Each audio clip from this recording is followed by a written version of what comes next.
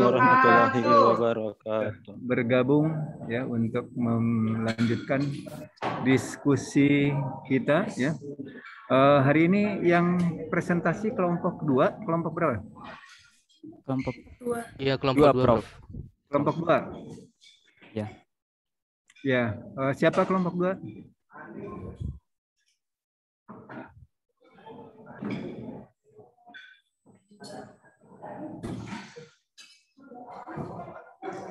Jadi ini yang moderator kelompok berapa, Pak?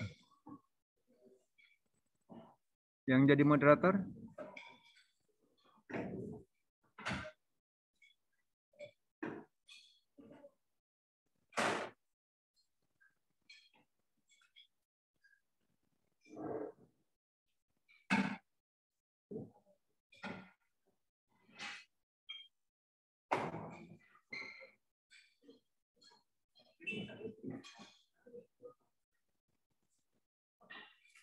Baik, ini karena Bapak sedang ada kegiatan ya, jadi lanjutkan diskusi seperti biasa.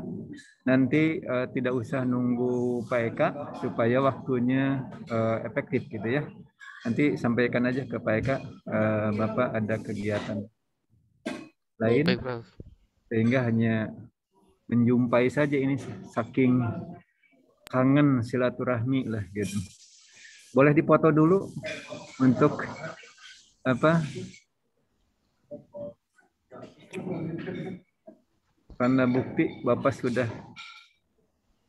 Nopi ada, Sudah, Prof. Novita, Kang Yang Anwar. belum on cam mungkin bisa on cam. Oke, Astri, Widya, Farhan. Ya. Kang Farhan. Wid. Nah, Akhirnya. Oke, dipotret dulu. 1, 2, 3. Yang di 2, slide 2. Di Reza cuman 1 slide, Prof. Ada 1 slide? Iya. Oh, kok di Bapak mah 2 slide ya? Oke. Ini juga 2 slide. Ini Farhan belum kelihatan on cam gitu. Baik. Saya ngecek aja dulu. Nanti yang jadi moderatornya siapa? Moderatornya mau dari kelompok 1 atau di kelompok 5? Maksudnya yang sudah tampil atau gitu? Siapa sih? Moderatornya mau dari kelompok yang sudah tampil atau yang nanti kelompok 6 ya baiknya teman-teman? Nah, biasanya mah dari kelompok yang berbeda gitu. Ya. Ya. Oke, lanjutkan diatur ya. Sehingga ini ada pembagian supaya konsentrasinya tidak terganggu oleh presentasi. Baik, mohon maaf ya Bapak, ini izin lab duluan ini ya. Oke, baik, Prof. Ya, Prof. Waalaikumsalam warahmatullahi wabarakatuh. Terima kasih. Ya, baik teman-teman, mau bagaimana yang jadi moderator? Jadi biar tersistem juga untuk selanjutnya dari kelompok yang sudah tampil atau kelompok yang berikutnya lagi, berarti kelompok 2, 3, 4, 5 begitu. Baiknya gimana? Yang sudah tampil aja, Teh. Yang sudah ya. Boleh berkenan teman-teman dari kelompok 1 barangkali yang bersedia. Ada Kang Rifa, ada Kang. Boleh sama Kang Reza dulu.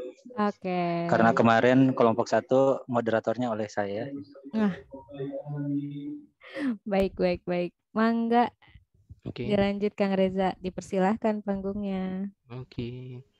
Mohon izin Pak, diskusi akan dimulai gimana Pak?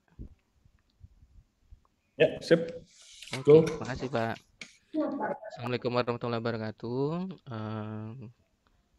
Pada kesempatan hari ini, tanggal 1 bulan 10 2021, kita akan melaksanakan presentasi dari kelompok 2 yang topiknya akan membahas mengenai biological perspective on creativity.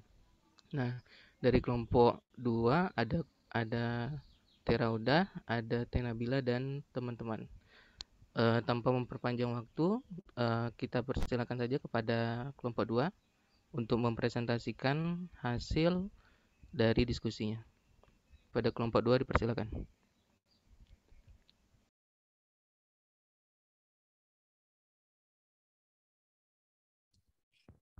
Baik, terima kasih Kang Reza. Terima kasih juga untuk Pak Eka. Izinkan kami dari kelompok 2 akan mempresentasikan hari ini mengenai biological perspective on creativity, di mana saya sendiri, Nabila, dan juga rekan-rekan saya ada 3 orang, yaitu Teh Raudah, Teh Rizky, dan Kang Ramli. Ya, di slide selanjutnya. Mungkin sebelum pembahasan di PowerPoint ini, saya akan menjelaskan sedikit sebagai pengantar ya, di mana di tema kali ini, Biological Perspective on Creativity, ini ada beberapa penelitian yang mungkin menarik mengenai kreativitas dan melibatkan adanya fungsi otak manusia yang berkorelasi dengan biologis.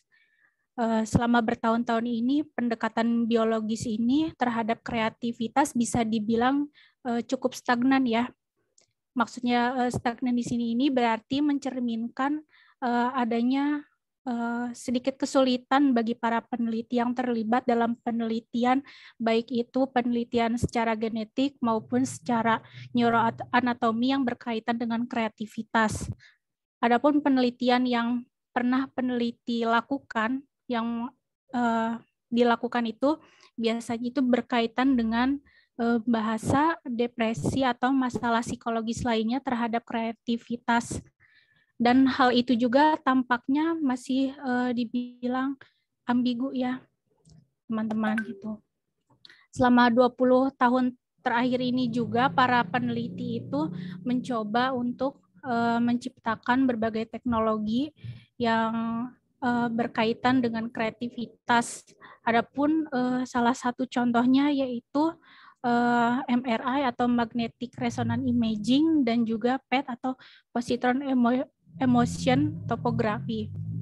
Nah, 2 teknologi ini bisa dianggap sebagai teknologi yang menghasilkan sebuah penelitian yang sedikit lebih baik berkaitan dengan otak, khususnya kreativitas seseorang. Fokus dari hal ini juga melibatkan bagaimana mekanisme kinerja otak dan juga proses aktual yang mendasari adanya kreativitas seseorang.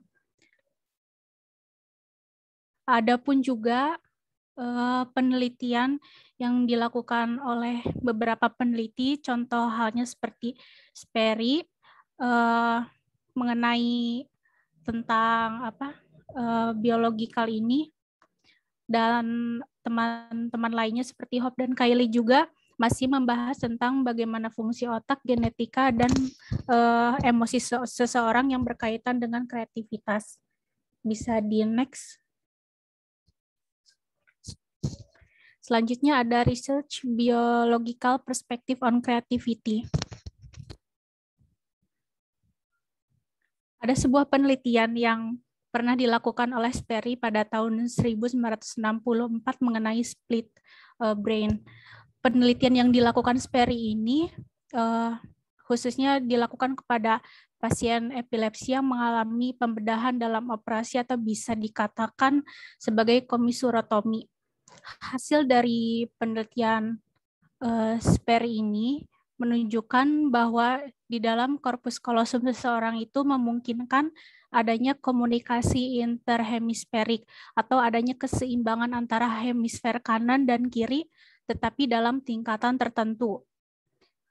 Padahal selama ini kreativitas seseorang itu selalu identik dengan hemisfer kanan atau otak kanan. Adapun juga penelitian yang pernah dilakukan oleh Katz tahun 1997 juga menjelaskan bahwa kreativitas seseorang itu selalu dikaitkan dengan hemisfer kanan, padahal kedua hemisfer itu berfungsi sama, namun terdapat pada tingkatan tertentu juga. Hal itu mungkin bisa dikatakan sejalan dengan apa yang dikatakan Sperry. Dan juga ada yang terakhir dari Hope tahun 1988, beliau juga melakukan penelitian yang berkaitan dengan dampak emosi terhadap kreativitas seseorang dan kognisi juga. Dan Hope dan juga Kylie pada tahun 1990 juga pernah melakukan penelitian serupa, tetapi objek utamanya itu pasien alexitemia atau pasien yang mengalami kurangnya emosi. Penelitiannya tersebut itu juga dengan menggunakan EEG seperti itu.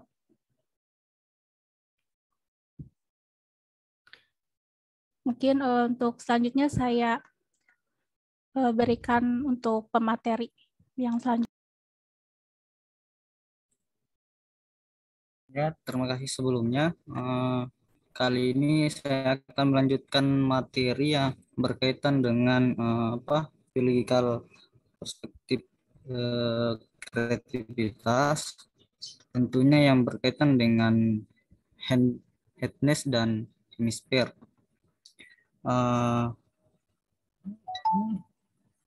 Bahwa ada beberapa metode yang menyelidiki tentang hemisfer dan spesies otak yang berkaitan dengan apa yang mendominasi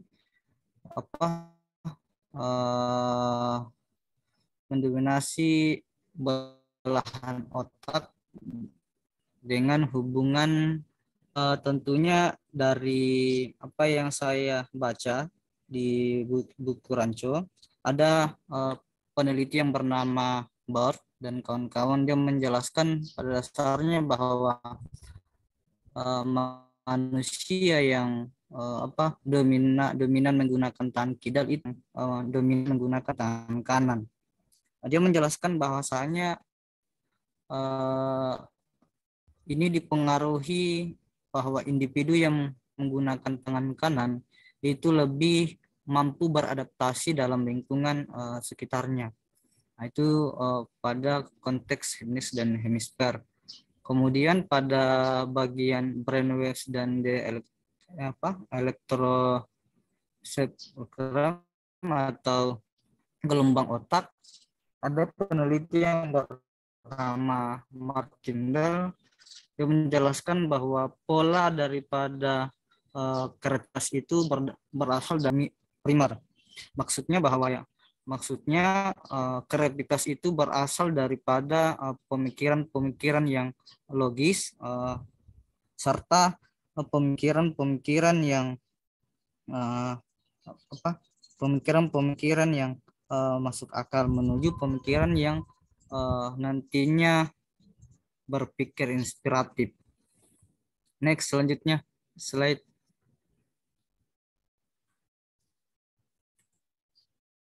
Ya, kemudian itu prefrontal cortex. Nah, dalam materi ini menjelaskan bahwa prinsip yang lebih tinggi,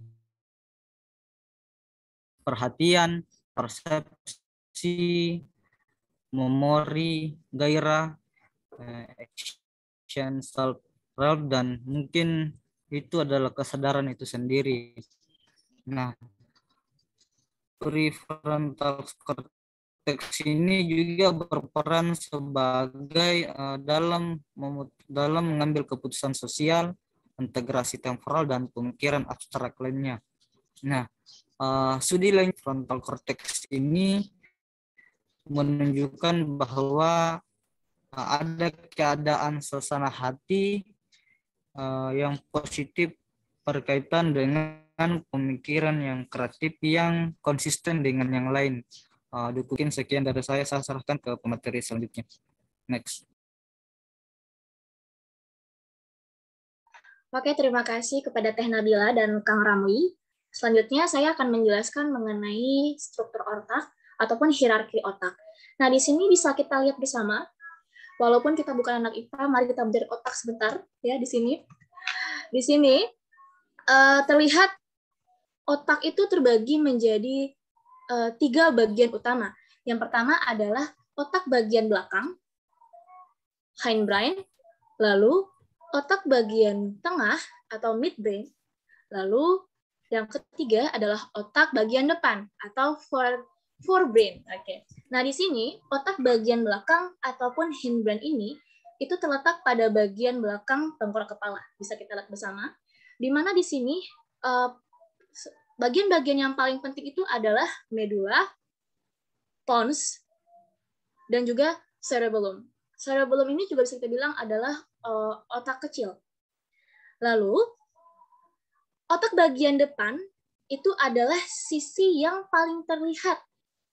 Ya, paling terlihat di mana di bagian depan ini bisa dilihat dua belah bagian otak, yaitu otak kanan dan otak kiri.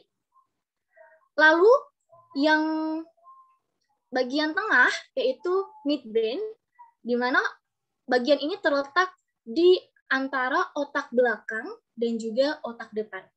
Nah, sistem ataupun struktur otak ini menggunakan ataupun bagian yang paling penting di antara ini, yang apalagi yang di forebrain, itu adalah ada yang namanya limbik thalamus, lalu ganglia basalis, hipotalamus, dan cortex cerebrum.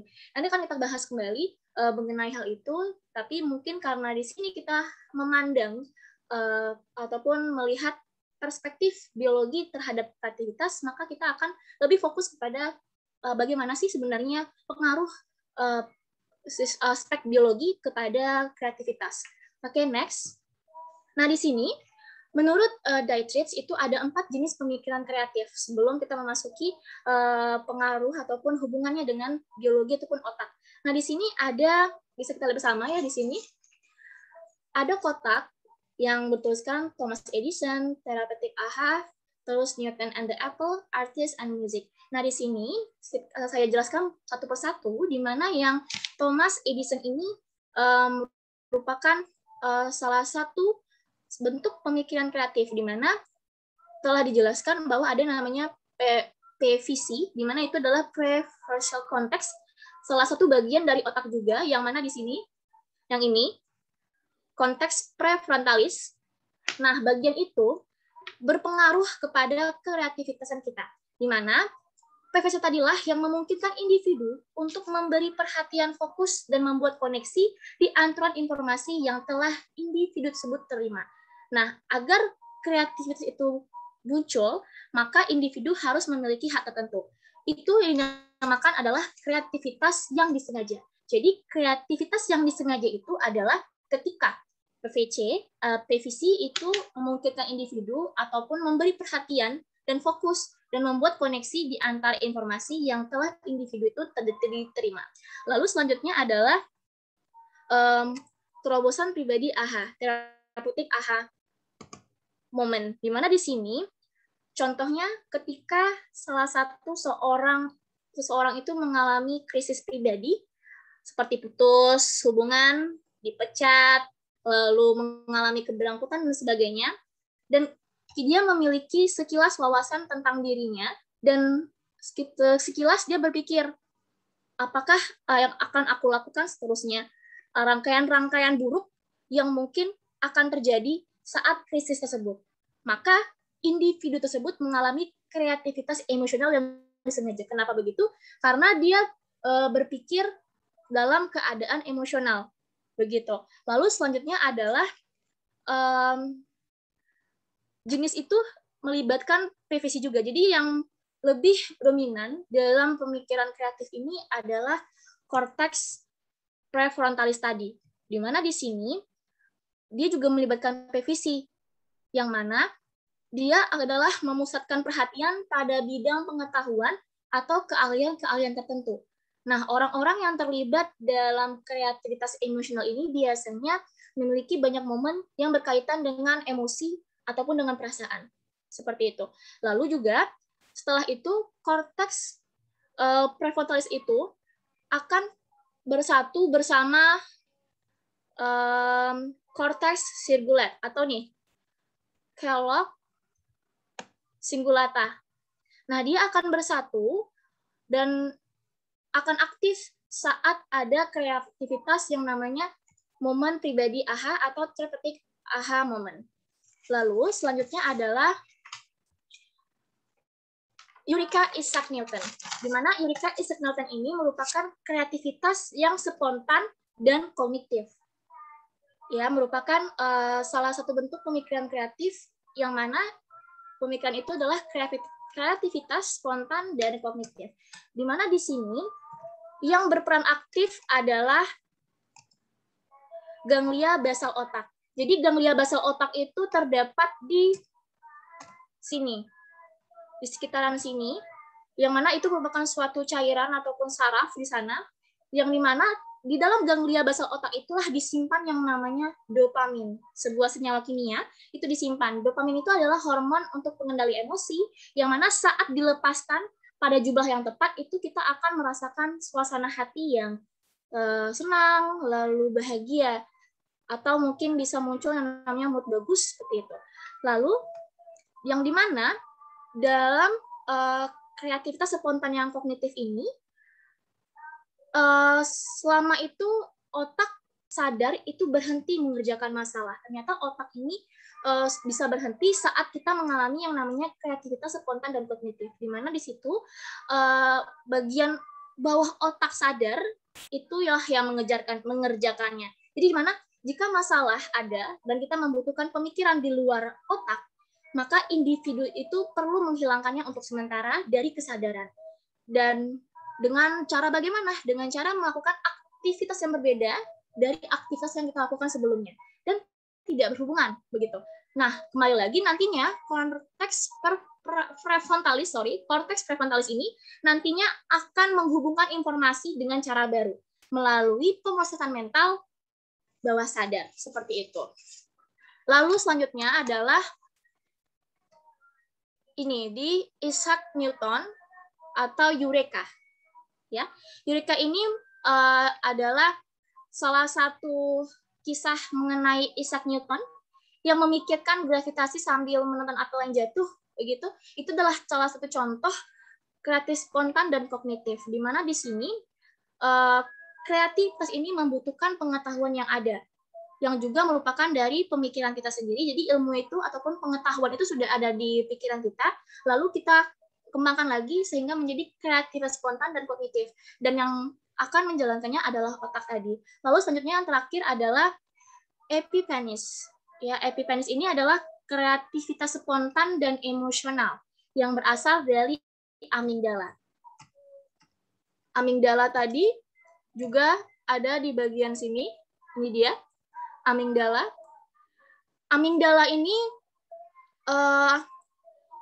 adalah tempat emosi dasar diproses ketika otak sadar dan korteks prefrontalis itu sedang beristirahat.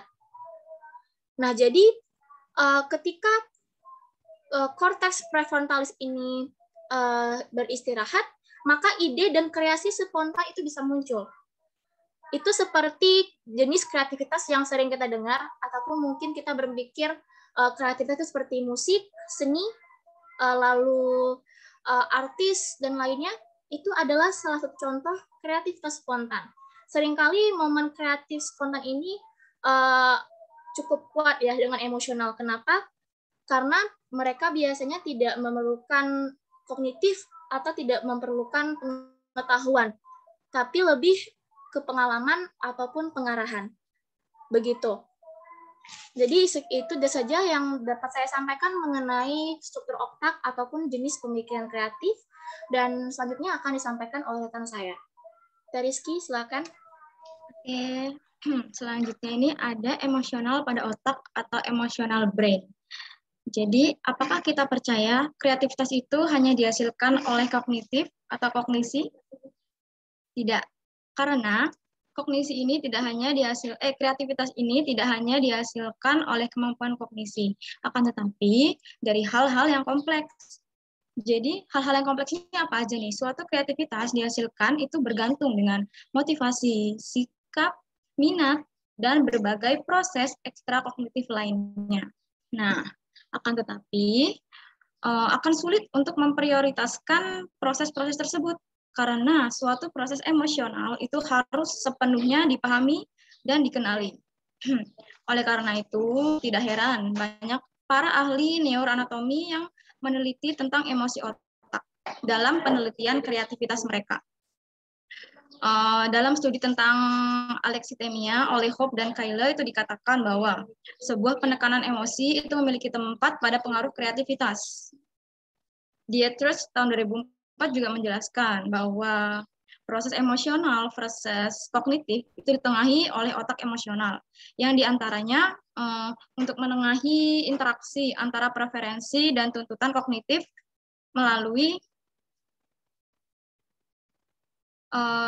preferensi dan tuntutan kognitif melalui korteks orbitofrontal. Dan masih ada beberapa tanggapan bahwa otak emosional juga telah mempengaruhi dan menerima banyak perhatian pada penelitian biologis tentang kreativitas. Nah, yang disebut otak emosional ini merupakan hal yang penting dalam memotivasi, menaikkan minat, intrik, dan mendorong kerja kreatif. Nah, hal ini akan memberikan nilai pada ide-ide dan informasi dan dapat memahami dan mengenali apa yang secara pribadi itu penting. Hal ini akan memainkan peran penting sebagai penerjemah atau penafsiran di bagian otak kiri. Perannya itu untuk menginterpretasikan peristiwa-peristiwa berdasarkan maknanya. Akan tetapi sayangnya hal ini, meskipun ini hal yang penting, ada juga beberapa keuntungan yang berpotensi terjadi di bagian otak kanan dari proses penafsiran ini. Jadi kalau otak kanan ini dia penafsirannya lebih sederhana dan otak kanan ini lebih menyederhanakan dan tidak memerlukan pemikiran ulang atau perenungan tentang makna atau situasi. Dominasi otak kanan atau kiri ini terkadang bisa menjadi masalah karena yang otak kiri ini biasanya kalau lebih dominan, dia lebih ke penafsiran yang mendalam. Dan kalau bagian otak yang kanan, dia hanya memahami masalah itu dengan cara yang sederhana dan tidak rumit. Selanjutnya, next Teh. Sebentar Teh, ada masalah teknis lagi.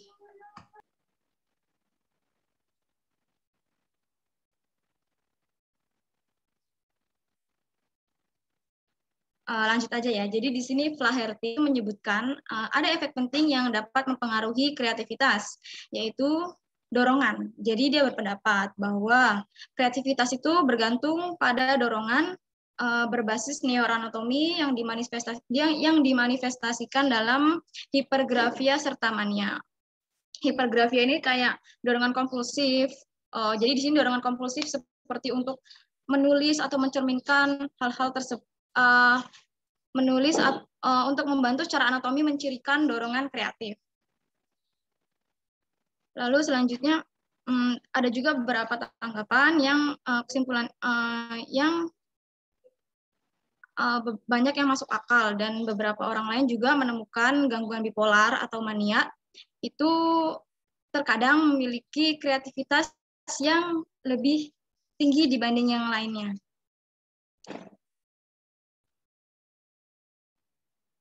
Belum sampai situ Teh. Nah, di sini Bowden menggambarkan juga bagaimana ketekunan dan energi itu bisa berguna untuk kekreatifan dan memungkinkan keuntungan yang diberikan kepada orang-orang kreatif ketika mereka memiliki kecenderungan mania atau gangguan bipolar. Secara garis besar, mereka memiliki keuntungan sekunder dari gangguan bipolar. Jadi di sini Bowden menulis, gangguan bipolar mungkin unik di antara gangguan psikiatris lainnya, karena dalam beberapa kasus, hal itu memberikan keuntungan bagi orang yang mengidapnya. Dan biasanya keunggulan orang-orang seperti ini sebagian besar itu muncul di bidang kreativitas dan kinerja mereka. Lalu selanjutnya ada proses afektif dan ekstrakognitif, itu yang terkandung dalam urutan daftar persyaratan kreativitas oleh Damancio. Nah ini. Jadi yang pertama, ada keberanian dan motivasi. Jadi memang benar keberanian dan motivasi ini nih berada pada urutan paling atas dalam daftar persyaratan kreativitas oleh Damancio. Dan selanjutnya ada pengalaman yang luas. Pengalaman yang luas ini mungkin berada dalam bidang tertentu yang sesuai. Jadi lalu selanjutnya Damancio membuat daftar wawasan tentang cara kerja diri sendiri dan cara kerja pikiran orang lain. Dan sebagian besar berlaku untuk dalam hal kesenian atau seni atau art. Lalu ke sistem syaraf tingkat makro, Damancio mengatakan persyaratan pertama di sini adalah generasi yang kuat dari keragaman representasional. Jadi di sini maksudnya adalah kemampuan untuk menghasilkan atau mengingat beberapa kombinasi baru seperti gambar-gambar gitu. Jadi gambar-gambar ini didorong oleh stimulus yang datang, baik dari kata-kata di luar ataupun dari dunia di dalam. Banyak dari representasi ini yang harus dibuang karena tidak relevan. Tapi gambar yang ada untuk memilih dari ini, proses ini tidak berbeda dengan generasi keragaman yang memungkinkan proses seleksi alam dan evolusi. Lalu yang selanjutnya ada memori kerja. Jadi di sini nih memori kerja ini penting untuk kreativitas. Jadi Damansyah memasukkan kapasitas memori yang besar dalam daftar persyaratan ini.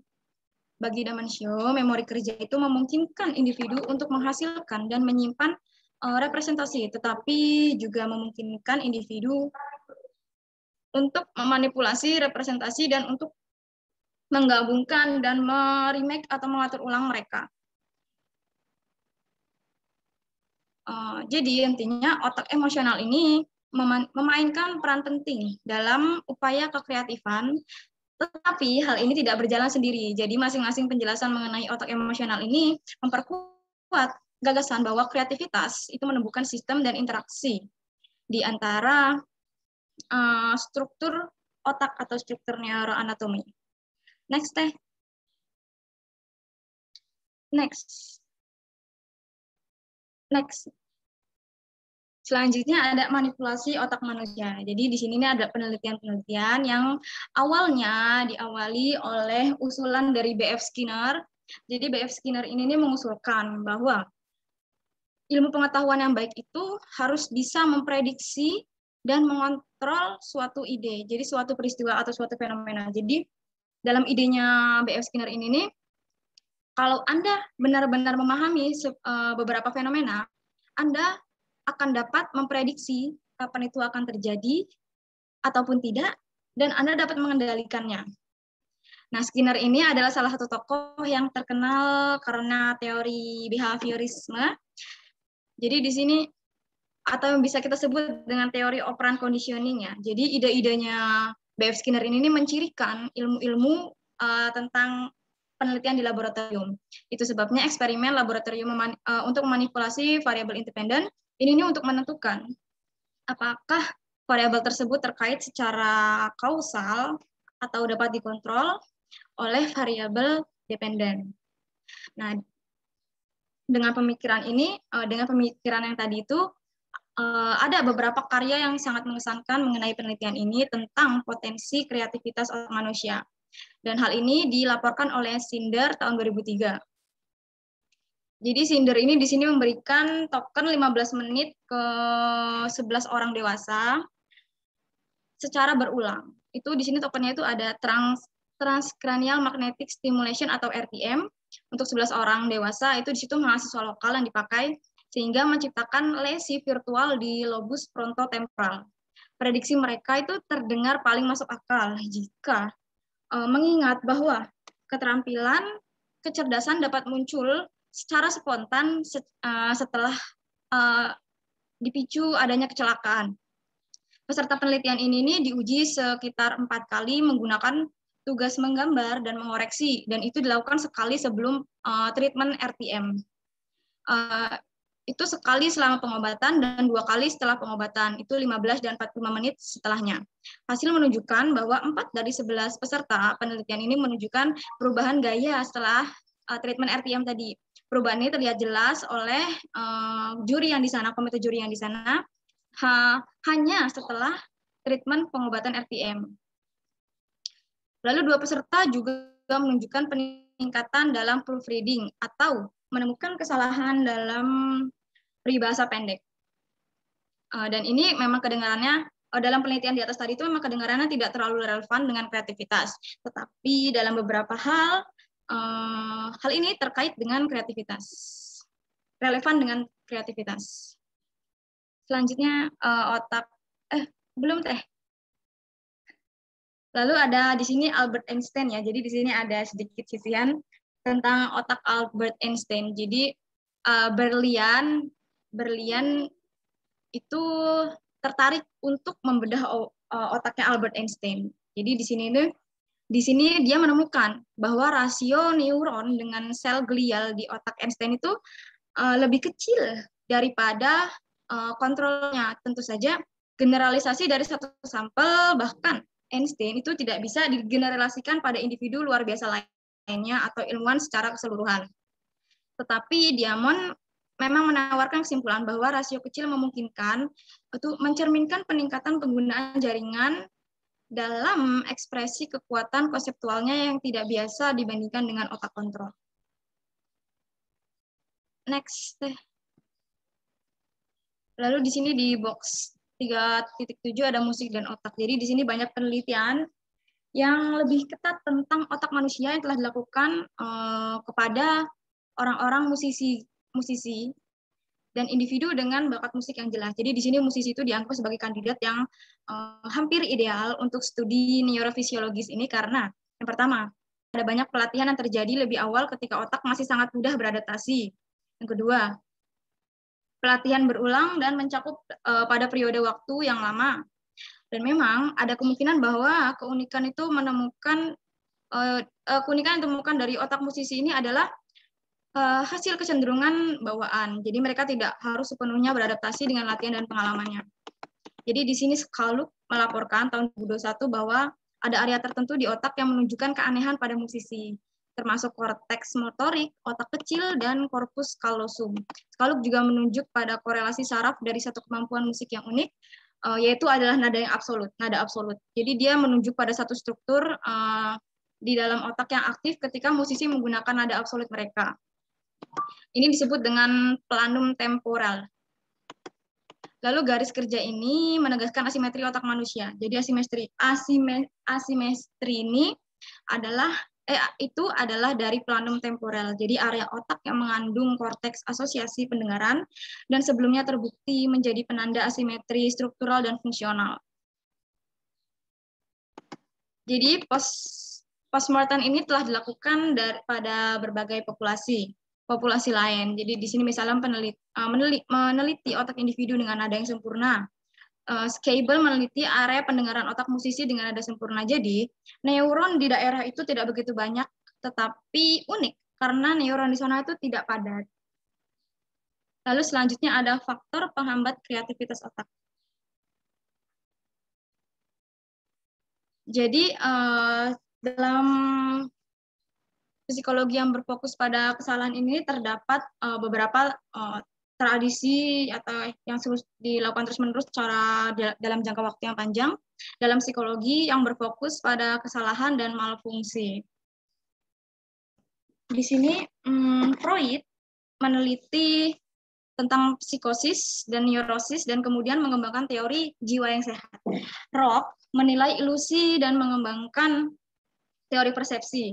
Motley itu meneliti kesalahan verbal dan sliptongu atau kesalahan lidah dan mengembangkan teori organisasi leksikal. Dan dalam suatu yang sama itu ada mungkin untuk memeriksa kesadaran atipikal atau keadaan yang berubah untuk menyimpulkan fungsi otak yang sehat. Jadi beberapa di antaranya itu sengaja diinduksi atau dirangsang keadaan kesadarannya yang berubah. Jadi di sini ada beberapa hal, yaitu ada hipnosis, alkohol, ganja, dan beberapa dari itu tuh memang masing-masing telah diperiksa dalam penelitian empiris. Mereka masing-masing memiliki dampak pada otak dan kinerja kreatif. Dapat dilihat di sini ada hipnosis. Jadi hasil penelitian di sini adalah kemungkinan ada hubungan antara hipnosis dan kreativitas karena keduanya melibatkan alam ambang sadar. Di sini dalam secara garis besar mungkin ada hubungannya karena orang-orang kreatif dan proses kerja kreatifnya itu kadang-kadang itu orang-orang itu menariknya dari alam ambang sadar mereka dan karena mereka cenderung lebih terbuka dan mengalami suatu ketika mereka itu antara sadar dan tidak sadar itu, di mana kreativitas mereka itu muncul. Selanjutnya ada obat-obatan dan kreativitas. Jadi di sini beberapa obat itu memiliki efek yang berbeda ya. Jadi berbeda obat itu berbeda efek. Jadi ada beberapa penelitian di sini mengatakan jadi beberapa dari obat ini tampaknya itu bisa mempengaruhi kreativitas melalui efek dari obat tersebut. Jadi misalnya ada efek penghambatan pikiran, penghambatan berpikir, dan terkadang membuat orang lain tidak dapat memperhatikan sekelilingnya, sehingga itu dapat mempengaruhi kreativitas. Tapi ada juga yang memang mengatakan mereka menggunakan obat-obatan ini untuk berkreasi, itu juga ada. Tapi bukan berarti untuk meningkatkan kreativitas kita bisa dengan mudah menggunakan obat-obatan seperti itu ya. Itu sebenarnya tidak disarankan. Lalu selanjutnya ada alkohol. Ini alkohol ini dari hasil penelitian di buku Lance ini menunjukkan bahwa di sini ada dua kelompok, ada kelompok eksperimental dan kelompok kontrol. Jadi di sini hasil penelitian menunjukkan bahwa kelompok eksperimental itu kelompok yang diberi alkohol itu memiliki skor keorisinalitasan yang lebih tinggi daripada kelompok kontrol. Tapi skor fleksibilitasnya itu lebih rendah daripada kelompok placebo. Selain itu, alkohol tampaknya memiliki dampak besar ketika dosis yang diberikan itu tidak terlalu banyak dan tidak terlalu sedikit. Jadi sama seperti obat-obatan tadi, jadi sesuai dengan kepercayaan kita sendiri ya alkohol itu perlu dipakai atau tidak, karena seseorang itu dapat dengan mudah minum beberapa minuman dan berpikir mereka memiliki ide yang bagus, kreativitas yang bagus, padahal itu mereka mengatakan hal itu karena mereka pun terkadang tidak benar-benar sadar mereka mengatakan hal itu. Jadi sebenarnya alkohol ini dapat mengurangi kekreativitasan otak. Lalu selanjutnya ada ganja. Ganja ini sebagian besar penelitian tentang ganja ini dan potensi kreatifnya itu adalah anekdot atau secara tidak langsung. Jadi di sini ada namanya TAT atau Test Apperception Test, Thematic Apperception Test. Jadi TAT ini digunakan selama bertahun-tahun untuk mempelajari tentang kepribadian. Jadi di sini adalah alat ukuran proyektif yang digunakan untuk mengidentifikasi kecenderungan kreatif, tetapi hanya sebagai stimulus standar dan caranya pun hanya untuk menuliskan cerita. Jadi di sini subjeknya itu disuruh menulis selama mereka sadar atau di garis dasar mereka, di baseline mereka, di mana tidak ada manipulasi atau kebohong-bohongan, dan kemudian di lain waktu mereka menulis cerita lain dalam kondisi eksperimen. Jadi di sini subjek kontrol menerima placebo dan subjek eksperimental menerima dosis 20 mg delta 9 teratidrocannabinol.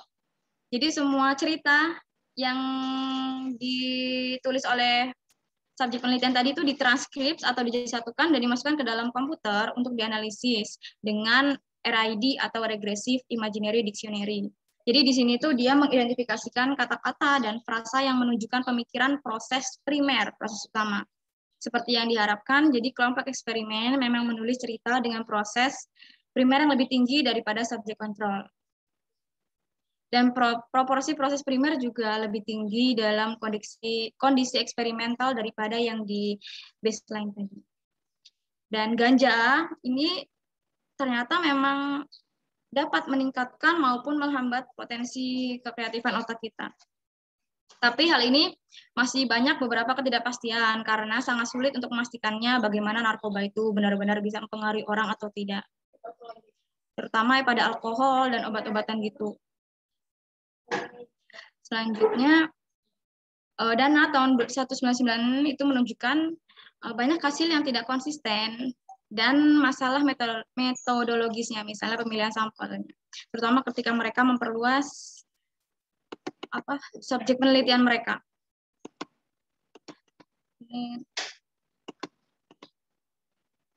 Next, Teh. Belum, Teh, balik lagi, Teh, ke tempat tadi, Teh. Oke, selanjutnya ada pengungkapan diri. Stres dulu ya. Jadi penghambat kreativitas otak salah satunya adalah stres. Kenapa? Karena stres ini stres ini terkait dengan fisiologis dan kekreativitasan. Jadi Steinberg itu menemukan bahwa stres dapat dikurangi dengan latihan atau olah tubuh. Kenapa? Karena ketika olahraga itu kita dapat meningkatkan indikator kekreativitasan kita. Jadi mereka juga menemukan bahwa manfaatnya terlihat karena latihan atau olahraga itu untuk mengurangi stres itu bisa menaikkan suasana hati. Ketika suasana hati naik, itu terkadang kreativitas otak juga ikut bekerja.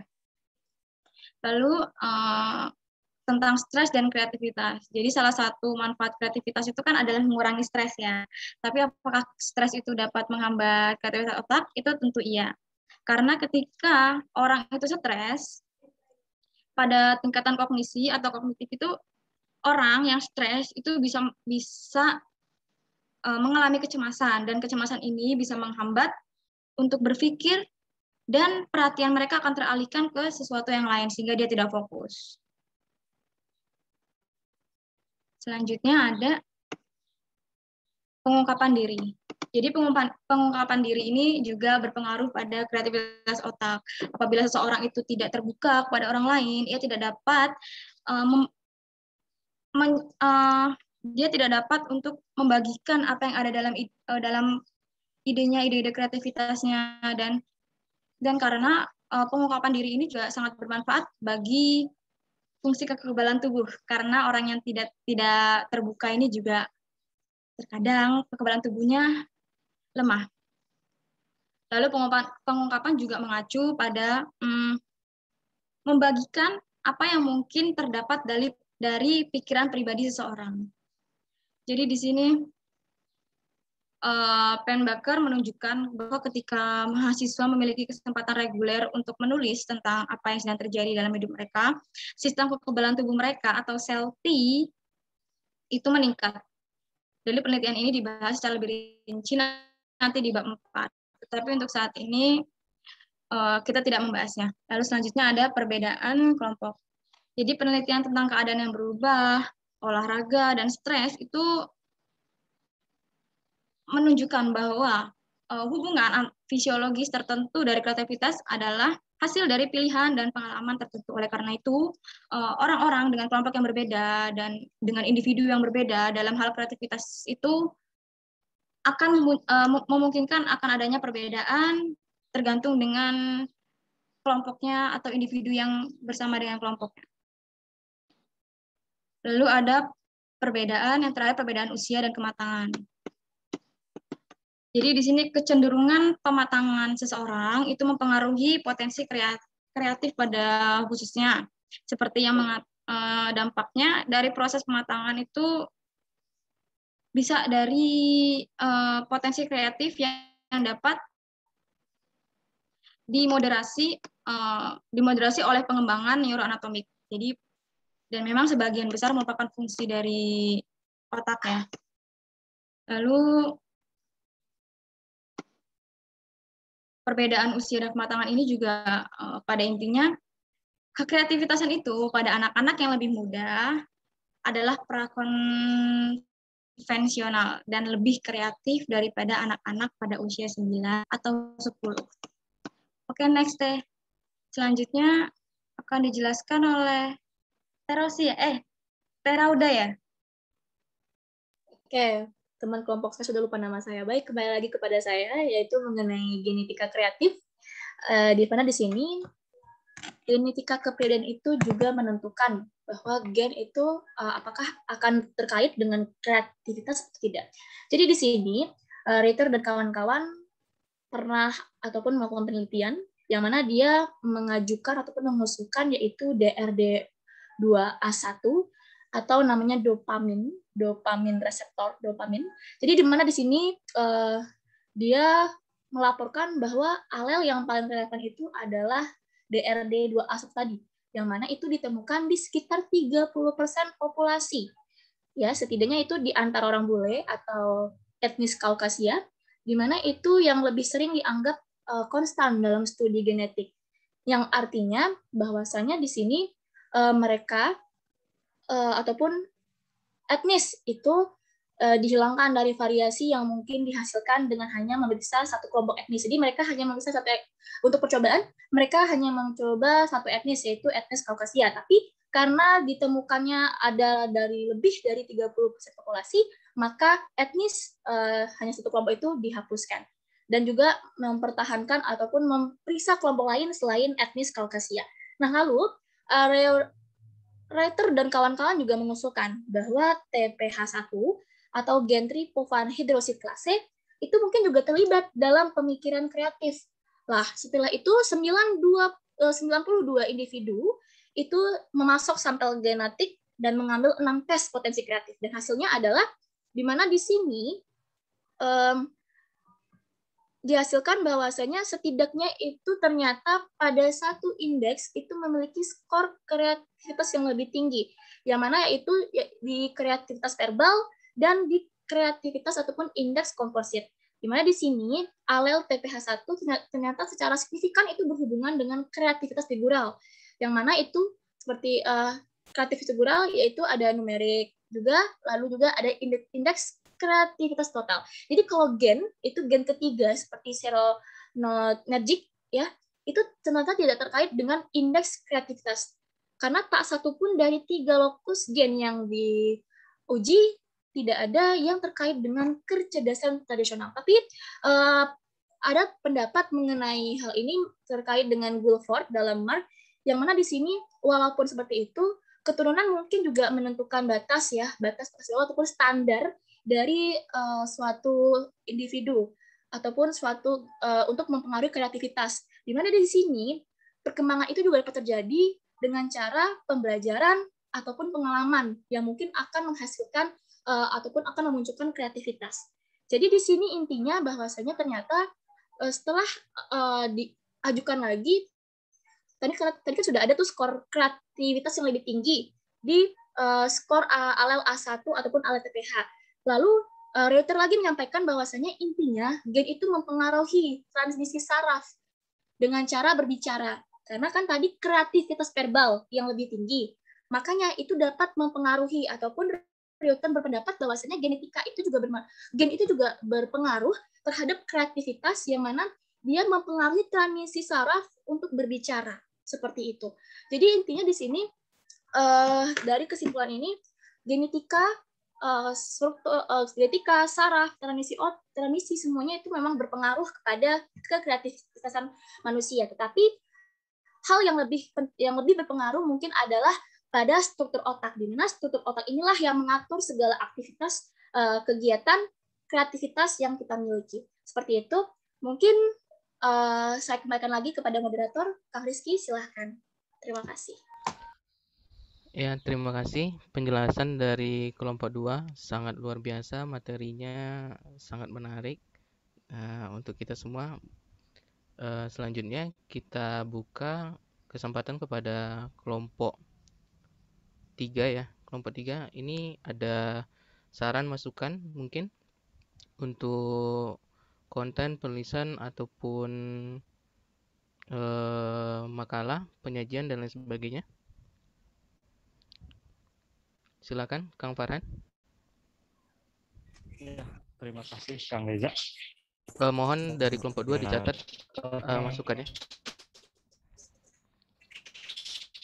Kang Farhan, mohon maaf suaranya kurang jelas.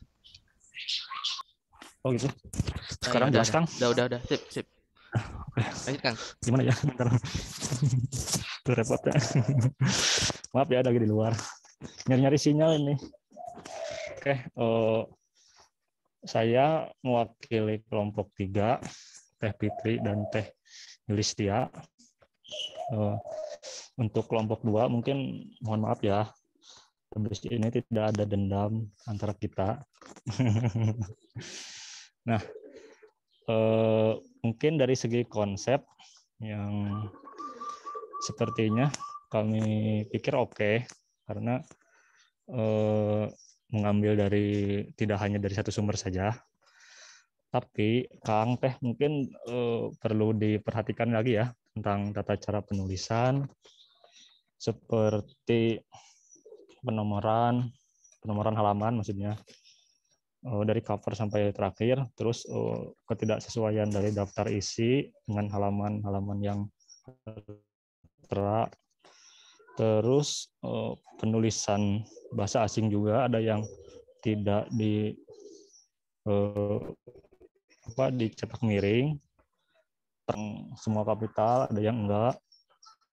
Terus mungkin paragraf ada yang lurus gitu. Yang lurus yang justify gitu. Itu ada yang sisanya di tab gitu. Jadi enggak terlihat rapi gitu. Mohon maaf. Terus mungkin dari segi translate masih ada yang racu. Terus ada beberapa istilah yang kayaknya sama-sama artinya sama mungkin, tapi di beberapa paragraf itu kedua-duanya dipakai gitu.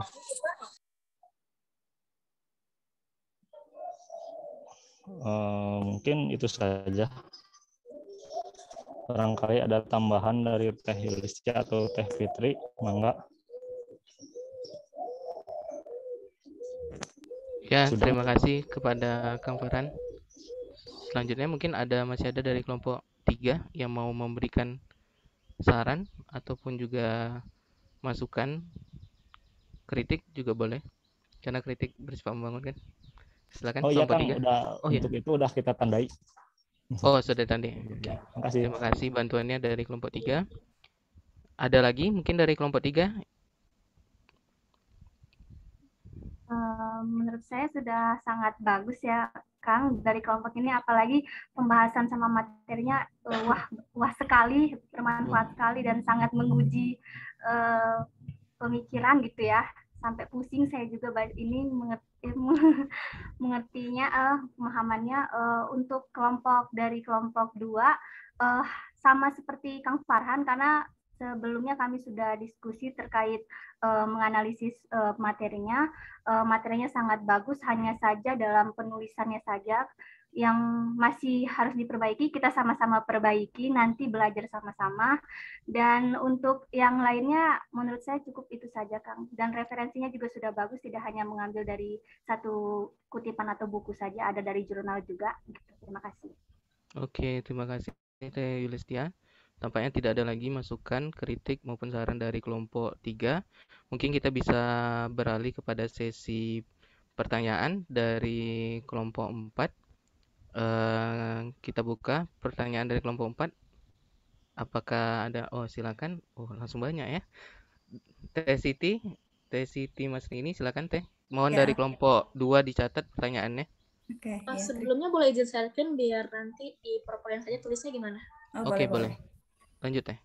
Oke. Bismillahirrahmanirrahim. Assalamualaikum warahmatullahi wabarakatuh. Terima kasih kepada terima kasih kepada moderator yang sudah memberikan kesempatannya. Di sini saya ingin bertanya kepada kelompok yang sudah tampil. Di sini dinyatakan bahwa di makalahnya itu dinyatakan bahwa beberapa tahun terakhir para peneliti berusaha untuk mengadakan penelitian yang melibatkan fungsi otak dengan biologi secara orisinilitas, kebaruan, dan perkembangan wawasan dengan hasil yang cukup stagnan. Stagnasi ini bisa diartikan sebagai kesulitan para peneliti yang terlibat dalam melakukan penelitian genetik dan neuroanatomi yang berkaitan dengan kreativitas. Itu poin yang pertamanya.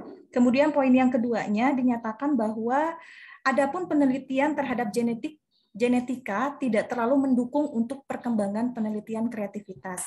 Nah, yang saya ingin tanyakan dari hasil pemaparan dari kelompok 2 sendiri, bahwa apakah dari para peneliti dan yang sudah disampaikan, apakah tidak ada hubungan atau tidak adanya korelasi tidak ada hubungan atau korelasi secara mutlak bahwa kreativitas itu berhubungan dengan otak seperti itu, Teh. Kurang lebih seperti itu, Teh. Terima kasih. Assalamualaikum warahmatullahi wabarakatuh. Waalaikumsalam warahmatullahi wabarakatuh. Jadi mungkin bisa saya ulangi sedikit. Tadi ada dibahas tentang stagnansi dari penelitian tentang biologis yang berkaitan dengan kreativitas. Kreativitas, betul Kang. Ya, jadi terus dari pertanyaannya itu sendiri adalah bagaimana, apakah memang tidak ada hubungan atau korelasi yang mutlak antara otak dan kreativitas itu sendiri. Oke, terima kasih Teh. Oke, sama-sama. Selanjutnya ada Teh Ananda. Ya, baik Kang, saya ingin bertanya, tadi kan dijelaskan bahwa stres itu bisa mempengaruhi kreativitas terhadap otak. Nah, mengapa stres bisa mengurangi kreativitas otak seseorang? Kenapa bisa sangat berpengaruh gitu terhadap kreativitas? Dan apakah ada solusi yang berhubungan dengan kreativitas ya, untuk mengelola stres dalam diri? Terima kasih. Oke, terima kasih Teh Ananda. Jadi pertanyaannya itu adalah kenapa stres bisa mempengaruhi kreativitas pada otak? Dan kira-kira ada nggak solusinya mengatasi kreativitas yang terpengaruh oleh stres tadi? Benar Teh? Ya, benar Kang. Saya juga tertarik ini dengan pertanyaannya. Mohon dijawab. Mungkin dari perspektif tertentu atau gimana Teh? Ananda Kang, bukan Adinda. Teh Ananda. Ya. Bukan saya ngetik. Enggak, maksudnya Teh Ananda memang berarti dari perspektif apapun bisa gitu ya? Jawaban dari pertanyaan ini. Boleh Kang. Oke, terima kasih Teh Ananda. Pertanyaan ketiga, wah, ini dari Kang Fikri. Kang Fikri, silakan Kang. Ya, baik, terima kasih atas kesempatannya Kang. Ini mendengar tadi dari pemaparan dari pemateri bahwa salah satu hal yang mempengaruhi kreativitas individu itu ialah karakter yang dimiliki, yakni pengungkapan diri. Ya, seperti kita lihat bahwa ketika pengungkapan diri itu tentu melihat bagaimana kemampuan seseorang dalam bersosialisasi ataupun berinteraksi dengan yang lainnya. Nah, jika itu dibawa dalam konteks pendidikan, lingkungan sekolah, kita melihat bahwa memang siswa itu memiliki karakteristik yang berbeda-beda. Misalnya saja ada dikatakan dengan karakter siswa yang cenderung introvert maupun ambivert ataupun ekstrovert. Nah, introvert ini cenderung dia tidak suka melakukan interaksi dengan orang lain, tetapi dia bisa produktif dengan dirinya sendiri. Nah, apakah siswa introvert itu bisa dikatakan sebagai siswa yang kurang kreatif atau tidak kreatif seperti itu? Mungkin itu saja. Terima kasih atas kesempatannya. Oke, terima kasih Kang Fikri. Jadi inti dari pertanyaannya mungkin berkenaan dengan kepribadian introvert, atau kalau dari teorinya itu adalah energinya itu lebih banyak terfokus pada dirinya sendiri daripada dunia luar gitu. Apakah orang yang introvert itu sendiri merupakan ciri orang yang tidak kreatif? Benar Kang, begitu? Iya, bisa.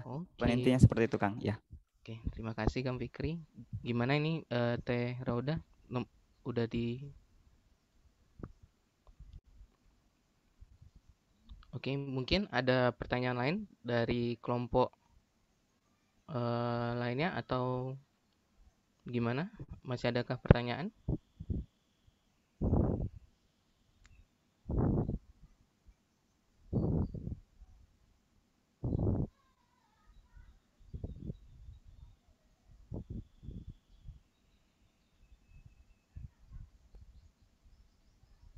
Maaf Teh Rauda, bukannya pertanyaan nomor 3 itu tentang pribadi yang introvert ya? Apakah itu tergolong orang yang nggak kreatif gitu?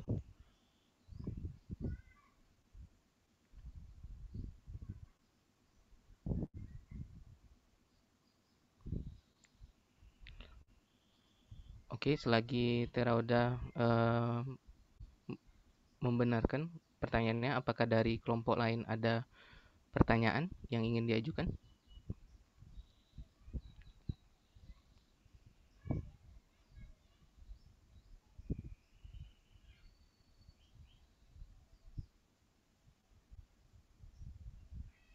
Oke, terima kasih Teh Rauda. Gimana dari kelompok 2, apakah sudah siap untuk menjawab? Tampaknya tidak ada lagi pertanyaan yang akan diajukan dari forum kepada kelompok 2 berkenaan dengan perkembangan biologis dan juga kreativitas ini. Oke, silakan. Teh Rauda, mau jawab pertanyaan yang mana dulu? Oh, baik, izin menjawab. Sebelumnya terima kasih kepada teman-teman Akang Teteh yang sudah bertanya, yang sudah berpartisipasi, dan kepada moderator. Di sini saya ingin menjawab pertanyaan dari Teh Ananda, yang mana bunyi pertanyaannya adalah kenapa ya stres itu bisa mempengaruhi kreativitas otak dan bagaimana solusi mengelolanya. Nah, setelah hasil diskusi yang telah kami lakukan, stres itu kenapa bisa mempengaruhi kreativitas otak? Karena di dalam otak itu terdapat kenapa stres bisa itu karena bisa mempengaruhi saraf-saraf ataupun kinerja otak yang ada di tubuh kita ini, di kepala kita ini. Kenapa begitu? Karena kita memikirkan sesuatu itu bertumpuk di pikiran kita, yang mana itu otomatis akan berpengaruh kepada pemikiran ataupun jalannya otak. Dan oleh karena itulah, untuk melakukan kreativitas, tentu saja nantinya itu akan mempengaruhi bagaimana kita dapat mengumpulkan ide ataupun dapat menyelesaikan sesuatu pun permasalahan.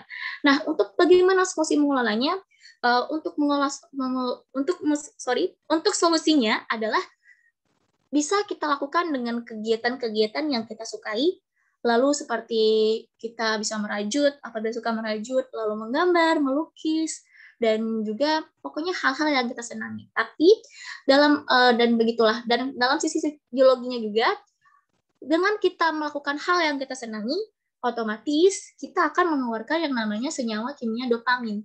Di mana dopamin ini adalah senyawa kimia yang mana apabila dikeluarkan secara tepat, itu akan membuat kita menjadi senang, happy, dan otomatis stres itu bisa hilang, ataupun bisa menjadi solusi untuk mengelola stres tersebut. Seperti itu. Mungkin teman-teman yang lain, Teh Rizky, Kang Ramli, dan Teh Nabila ingin menambahkan, silahkan. Ya, mungkin dari kelompok 2 ada yang ingin menambahkan tentang pertanyaan dari Teh Ananda yang sedang kita bahas sekarang. Pertanyaan adalah kenapa stres bisa mempengaruhi kreativitas otak dan bagaimana solusi mengelolanya. Silakan, apakah ada tambahan dari kelompok 2 yang lain?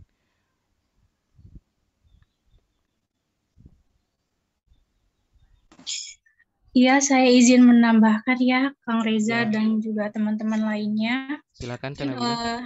Yang dikatakan Teh Rauda itu tadi benar ya. Saya ingin menambahkan di poin kenapa kreativitas itu bisa menurunkan stres. Memang benar kalau secara biologinya itu ketika maaf Teh, mungkin kenapa stres bisa mempengaruhi kreativitas? Oh iya, salah. Ya, maaf, terbalik. Iya, saya ingin menambahkan poin itu. Di mana kreativitas orang itu kan tentunya melibatkan otak ya.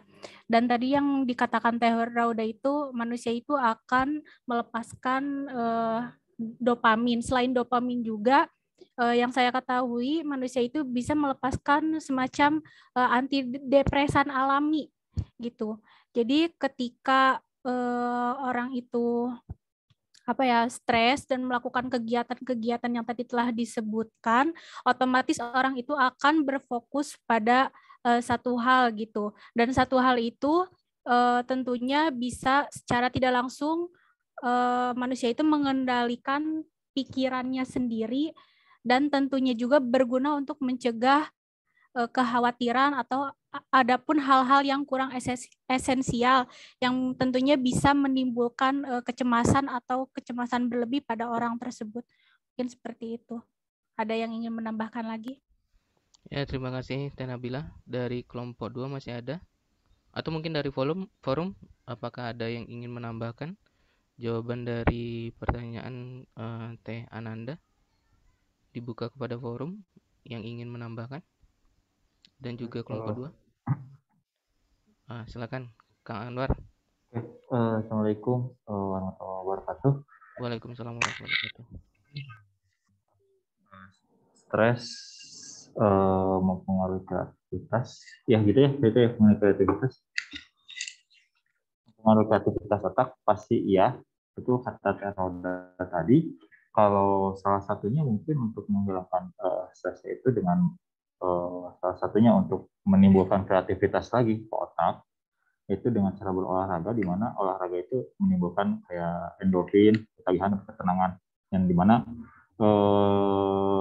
dengan adanya zat endorfin, ketagihan, dan rileks ke otak, itu kreativitas akan muncul. Itu saja sih Kang Reza tambahannya.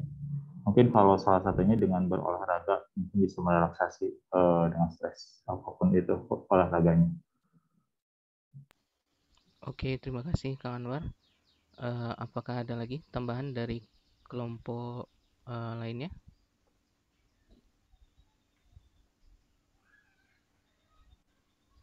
Tampaknya tidak ada. Kalau tidak ada, jadi yang saya pahami adalah pada dasarnya kenapa stres bisa mempengaruhi otak. Ini mungkin agak sedikit personal ya jawabannya. Mungkin menurut saya pada dasarnya ya karena memang berbagai proses berpikir itu terkait dengan otak. Nah, tadi dari jawaban kelompok penyaji ya ada 2 dan 1 dari forum. Itu pada dasarnya adalah cara mengurangi stres itu sendiri adalah dengan melakukan hal-hal yang disenangi dan juga melakukan olahraga. Nah, melakukan olahraga dan juga hal yang disenangi itu akan membantu melepaskan dopamin dan juga antidepresan, dan olahraga itu juga akan membantu tubuh menjadi lebih rileks sehingga membantu mengurangi stres yang terjadi pada tubuh. Gimana Teh Ananda? Baik Kak, terima kasih Teh Rauda, Teh Nabila, Kang Reza, terus sama Kang Anwar sudah menjawab pertanyaan saya, sudah tercerahkan. Oke. Terima kasih Teh. Ya. Selanjutnya, pertanyaan nomor berapa dari kelompok 2 yang ingin dijawab? Pertanyaannya Kang Fikri ya. Oke. Pertanyaan Kang Fikri nomor 3. Silakan Teh. Apakah seorang yang introvert itu intinya tidak kreatif gitu ya Kang ya? Tidak benar juga, akan tetapi apabila yang terlihat langsung seseorang yang tidak memiliki pengungkapan diri yang baik atau bisa kita sebut sebagai introvert itu biasanya dia memang banyak ide-ide yang muncul dalam pikiran dia. Akan tetapi dalam beberapa kasus dia akan kesulitan untuk mengungkapkan ide-ide kreatifnya itu ke publik. Sehingga orang-orang tidak tahu ide-ide yang muncul dalam pikiran dia itu seperti apa. Dan orang yang memiliki pengungkapan diri yang rendah itu juga beberapa kan tadi ada yang memang idenya banyak tapi tidak bisa terungkapkan. Tapi ada juga yang memang dia merasa bingung. Aku memiliki ide ini, tapi apakah ini bagus? Apakah ini bagus? Akhirnya ide itu berhenti atau stuck di situ. Akhirnya tidak menjadikan sebuah produk atau kreativitas yang harusnya terjadi, tapi tidak jadi terjadi karena dia ragu. Seperti itu, Kang. Apakah ada tambahan dari kelompok lain? Oke, Kang Fikri, sudah jelas. Dari kelompok 2, apakah masih ada yang ingin menambahkan? Teh Rauda dan Nabila. Oh ya, silakan Kang Ramli. Kalau sebenarnya sih kalau ini menurut hemat saya ya, kalau individu yang introvert atau individu yang menutup diri bukan berarti tidak kreatif, namun kurang kreatif ya menurut saya. Bukan dia tidak kreatif tapi kurang kreatif. Bukan berarti dia tidak kreatif, akan tetapi kurang kreatif. Nah, kenapa? Alasannya karena begini, orang yang menutup diri artinya orang yang tidak terima hal-hal yang baru dalam kehidupannya. Biasanya orang ini kurang kreatif sih sebenarnya. Dikarenakan apa yang masuk dalam pikirannya itu susah untuk diaktualkan, karena ketika orang kreatif dia harus membutuhkan orang lain di kehidupannya untuk mencapai tujuannya. Seperti itu. Terima kasih. Terima kasih Kang Ramli. Apakah ada lagi tambahan? Pulang sendiri nggak apa-apa. Oke. Saya izin menambahkan, Kang. Silakan Teh. Ya. Untuk introvert dan ekstrovert itu kan sebenarnya cara kita untuk mengisi energi kita gitu. Ada yang memang orang itu lebih nyaman mengisi energinya dengan sendirian, ada juga yang memang harus bersama orang lain. Dan apakah kreatif tidak kreatifnya itu ditentukan dari ya bagaimana sih orang itu penasaran atau inginkah dia mengubah atau membuat sesuatu yang baru gitu. Jadi tidak ditentukan dari introvert dan ekstrovertnya seseorang, melainkan dari pola pikirnya dan seberapa penasarankah dia atau seberapa inginkah dia untuk membuat sesuatu yang baru. Itu dari saya. Oke, Terima kasih. Teh Ananda. Ya, Teh Yulistia. Izin menambahkan, saya setuju dengan apa kata Teh Ananda, bahwasanya untuk menentukan apakah individu yang introvert itu berarti tidak kreatif itu menurut saya kurang setuju, karena introvert atau tidak introvertnya seseorang itu tergantung dari individunya, karena setiap individu itu memiliki karakter yang berbeda-beda dan pemikiran yang berbeda-beda. Bukan berarti orang yang introvert itu dia tidak bisa bersosialisasi atau memiliki pengalaman dan tidak bisa menciptakan hal yang baru. Dia memiliki cara sendiri ataupun pemikiran dirinya sendiri untuk menciptakan hal-hal baru. Jadi introvert atau tidaknya itu tidak berpengaruh, tergantung dari pemikiran dan pengalaman dan cara pikir dia sendiri gitu. Terima kasih. Oke, terima kasih Teh Yulistia. Jadi dapat saya simpulkan bahwa pada dasarnya introvert ini tidak memiliki pengaruh yang besar terhadap kreativitas. Memang mungkin ada kesulitan dari pengungkapan diri, tapi itu lebih kepada bagaimana menyalurkan energi, bukan hanya soal tentang pengungkapan diri sendiri. Itu juga sangat terkait dengan bagaimana rasa penasaran dari orang itu sendiri. Gimana Kang Fikri? Iya, baik tadi ya banyak sekali tanggapan dari Akang Tete terkait dengan siswa introvert itu sendiri. Saya dapat mengetahui bahwa memang introvert maupun ekstrovert itu cenderung tidak mempengaruhi bagaimana kreativitas seseorang, karena introvert dan ekstrovert itu kan siswanya bisa dikatakan sebagai sama-sama produktif, tapi caranya saja yang berbeda. Ya, caranya saja yang berbeda, tetapi pada hakikatnya memang bisa jadi introvert dan ekstrovert itu sama-sama kreatif juga. Cuman bagaimana menyalurkan energinya dan juga mungkin dia lebih nyaman dengan karakter tersebut, passionnya seperti itu, sehingga tidak sama sekali cenderung tidak mempengaruhi daripada kreativitas itu sendiri. Baik, terima kasih atas tanggapannya dari teman-teman tadi. Terima kasih Kang Fikri. Selanjutnya dari pertanyaan terakhir dari Teh Rindi, silakan dari kelompok 2 yang ingin menjawab. Oke. Moderator, izin menjawab. Silakan Teh Rauda. Baik, saya akan mencoba menjawab pertanyaan dari Teh Rini, di mana Teh Rini mengatakan ada pendapat ya di makalah kami, di mana di situ adapun penelitian terhadap genetika tidak terlalu mendukung untuk perkembangan penelitian kreativitas.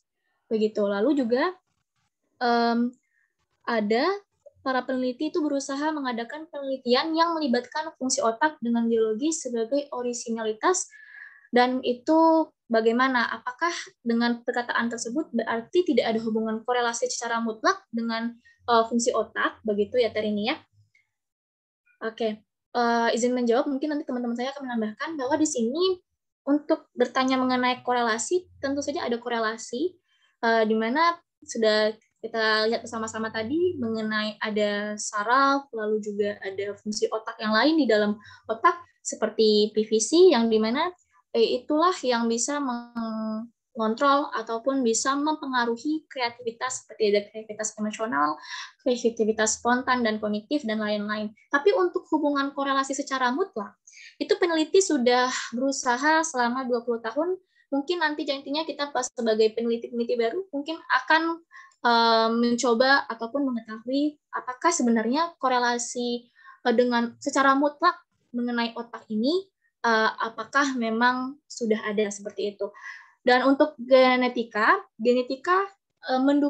sebenarnya mendukung kreativitas, tetapi tidak terlalu. Kenapa tidak terlalu? Karena genetika ini adalah peran pendukung dari peran ataupun kreativitas ataupun perspektif kreativitas dari biologi ataupun dari biologi. Tapi Yang paling penting itu adalah mengenai struktur otak. Bagian-bagian otak lah yang akan mendukung ataupun mempengaruhi kreativitas seseorang. Seperti itu. Jadi intinya apakah ditanya untuk ada hubungan korelasi, tentu saja ada hubungan korelasi, tetapi mungkin kalau secara mutlak ataupun secara orisinil akan ada lagi penelitian-penelitian lain, ataupun mungkin nanti akan dijelaskan kembali oleh Pak Eka atau teman-teman lain akan menambahkan seperti itu. Itu dari saya. Mohon maaf bila ada kesalahan kata ya. Terima kasih. Ya, terima kasih Teh Raudah. Apakah dari kelompok penyaji masih ada yang ingin menambahkan? Saya lihat waktu juga semakin tipis. Kalau ada, mungkin bisa disegerakan. Gimana? Tampaknya tidak ada. Oke, saya kembalikan ke Teh Rini. Gimana Teh Rini dari jawaban kelompok penyaji? Ya, sudah cukup Kang dari jawaban Teh Raudah. Artinya berpengaruh ada, cuman memang butuh stimulus dan pola asuh mungkin ya dari kecil. Terima kasih Kang Teh Raudah. Terima kasih Teh. Dengan berakhirnya jawaban dari pertanyaan Teh Rini, maka berakhir juga sesi diskusi kita pada hari ini tentang hubungan antara kondisi biologis dengan kreativitas. Saya Reza Tri Rizky mewakili kelompok 2 sebagai penyaji. Undur diri, mohon maaf atas segala kekurangan. Wabillahi taufiq wal hidayah. Assalamualaikum warahmatullahi wabarakatuh. Waalaikumsalam warahmatullahi wabarakatuh. Waalaikumsalam warahmatullahi wabarakatuh. Saya kembalikan ke Terima Pak Eka. kasih Kang. Terima kasih Pak. Terima kasih Kang Reza dan kelompok 2. Ya, waktu saya hanya 2 menit untuk mereview ya ini. Mohon maaf Pak. Ya, Bapak. Mudah-mudahan keburu ya. Jadi apa kesimpulan Anda? Bisa kreativitas tuh bisa apa yang bisa meningkatkan kreativitas atau orang yang bisa kreatif tuh seperti apa kalau ditinjau dari perspektif biologis? Jadi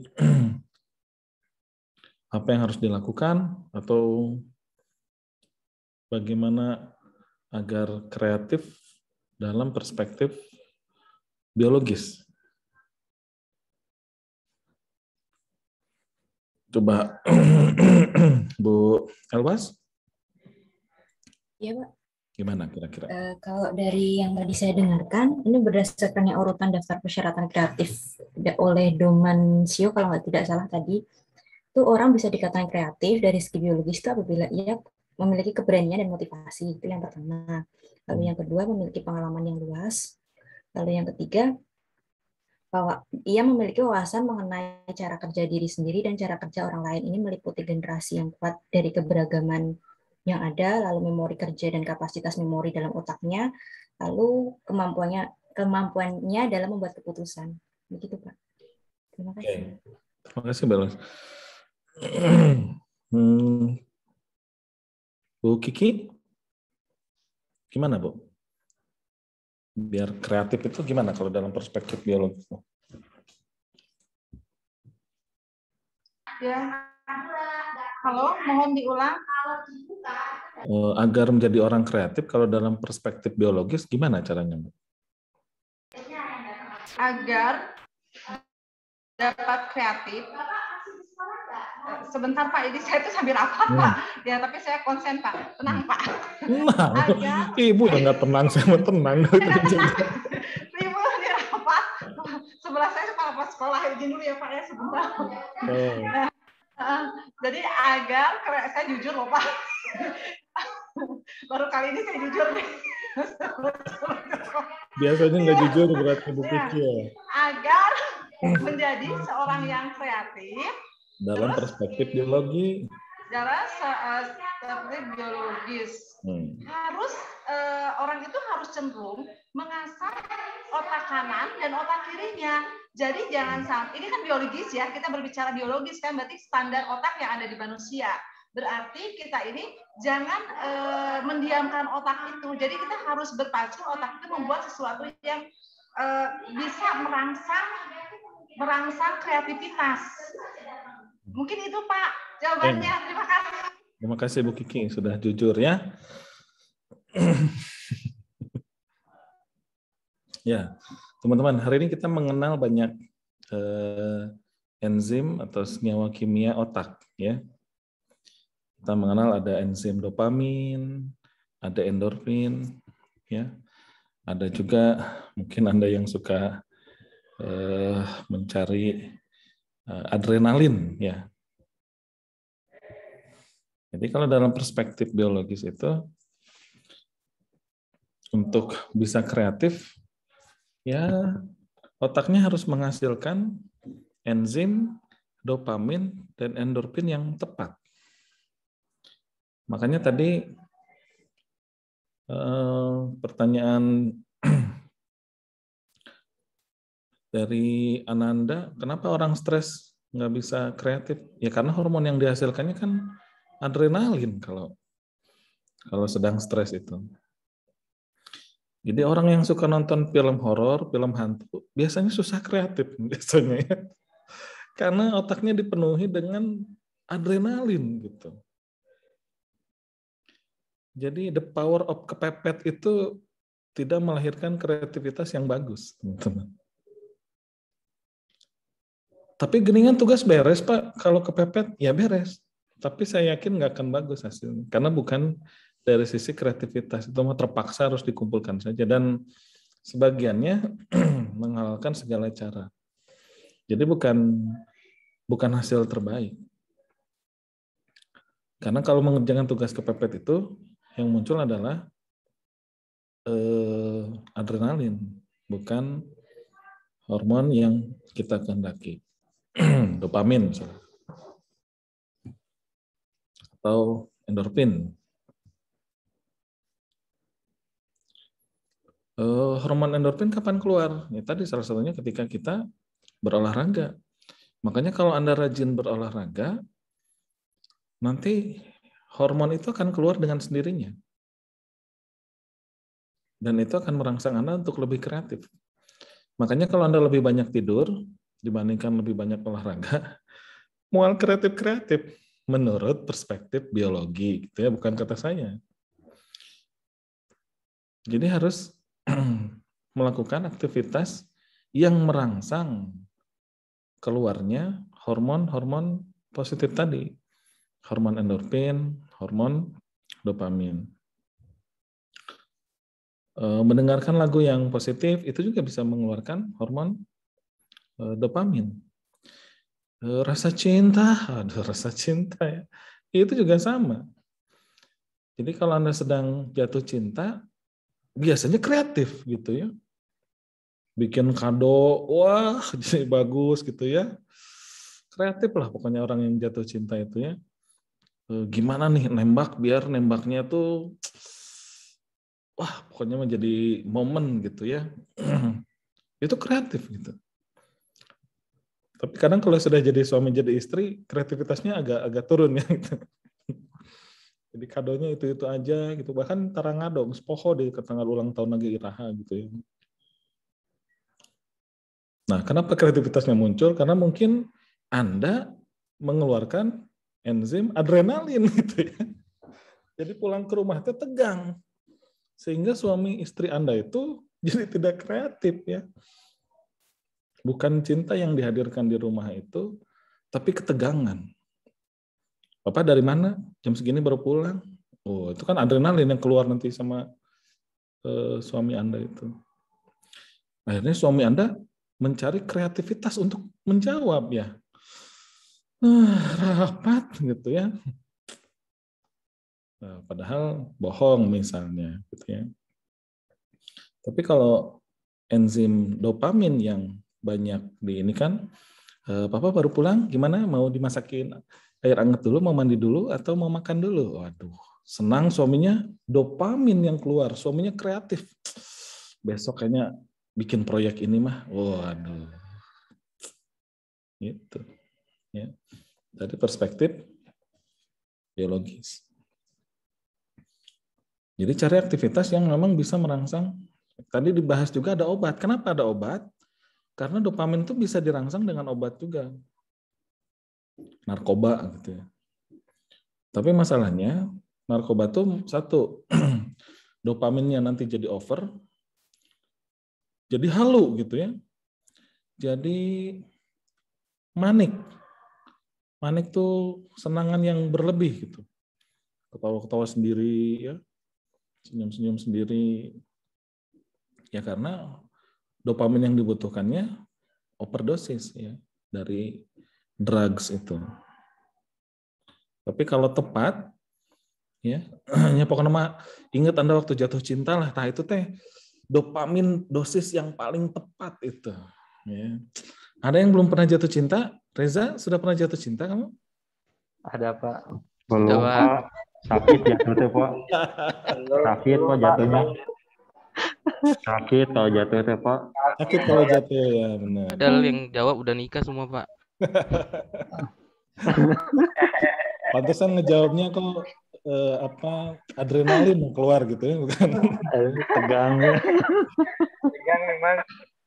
Jadi tegang gitu ngejawabnya juga. Nah itu salah satunya mengapa Anda bisa kreatif. Jadi kalau stres, jadi kalau Anda mau mengerjakan tugas proposal yang saya minta, yang membuat produk kreatif, jangan deadline. Kalau deadline, nanti yang keluarnya adalah hormon adrenalin, tegang.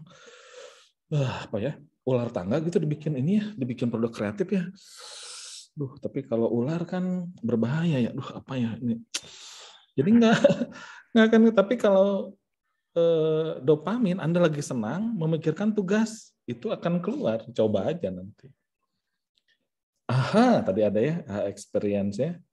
Jadi ketika ini, ini saya buat produknya. Karena Anda sedang senang, kreativitasnya nanti muncul dengan sendirinya. Nah, jadi mulai sekarang pilih juga nonton film jangan nonton film yang trailer atau yang horor-horor.